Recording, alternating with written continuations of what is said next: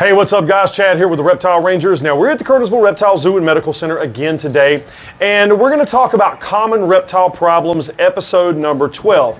Now this wasn't so common up until recent years, but we're going to get into that here in just a minute. Now, just before we get into this, right in that corner right there is our subscriber button. Make sure you hit that, and we appreciate you following along week after week after week. Now let's get right into this. All right, now I'm going to say this kind of quickly. I had an opportunity to meet one of our subscribers that's actually not a customer of the zoo.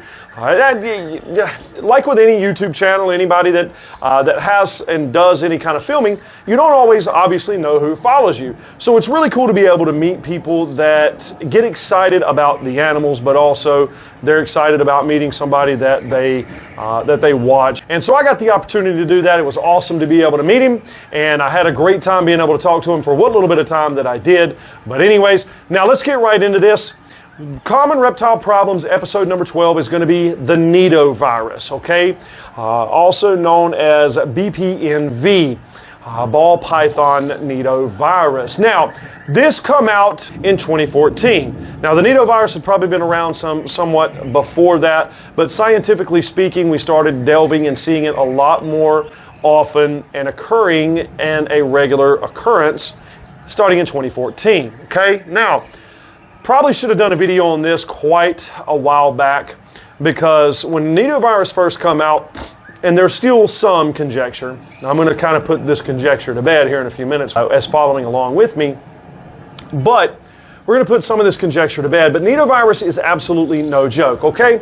So we have this big, beautiful normal ball python right here.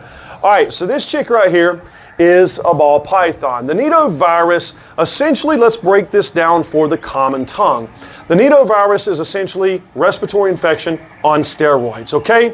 In recent years, the Nidovirus has emerged as an important respiratory pathogen in reptiles. So in pythons, the Nidovirus causes an inflammation of the upper respiratory and alimentary tract, which can develop into a severe, if not fatal, pneumonia. It creates a heavy, mucousy, watery content with inside of the respiratory tract, making it very difficult to breathe. But in recent years and in prior years, it was reviewed as untreatable, okay? If you had Nidovirus, you needed to just euthanize the animal, essentially, okay? Now, back in 2017 and 2018, we had two cases that come into our medical center and zoo, and we were actually able to get them past it. It took a long time to do, and it took a lot of patience. But it is absolutely possible to get snakes past Nidovirus, pythons. Understand, it is highly contagious. So one of the things that we try and make sure that we get folks to understand is that, for number one, you want to make sure that you're quarantining your animals when they first come in. If you see one that has a respiratory infection, separate it, okay? Try and keep it from any of your other stock, because for one, if it has it, even a respiratory infection can cross-transmit to other pythons. And understand, the reason I say this is because most of your folks that have excessive amounts of ball pythons have them in rack systems, okay? So rack systems are a whole lot closer in proximity to one another, the animals, than it would be if it was in individual tanks, kind of like this tank behind me and then the tank beside. There's more distance apart between and in between and from snake to snake, okay? So you want to make sure that you quarantine the animals. Testing can be kind of expensive when it comes to the Nidovirus, but it is able to be tested for. But a standard treatment of respiratory infection, doing what you would do for respiratory infection, if it goes away pretty quickly, it's probably not the Nidovirus, okay? But understand, respiratory infection is one of, or both of, two things. It could be a bacteria, like the common cold or the flu, but also, like previously stated, it can also be pneumonia, which is fluid in the lungs or fluid buildup in the lungs. It can actually be both as well. It can be one or the other, or both. Respiratory infection can be that. So Nidovirus, again, just breaking this down as an overview, is essentially respiratory infection on steroids, okay? But when it gets a hold of a snake, it grabs a hold hard. As we continue to go along, okay, as we continue to talk about respiratory infection and nidovirus.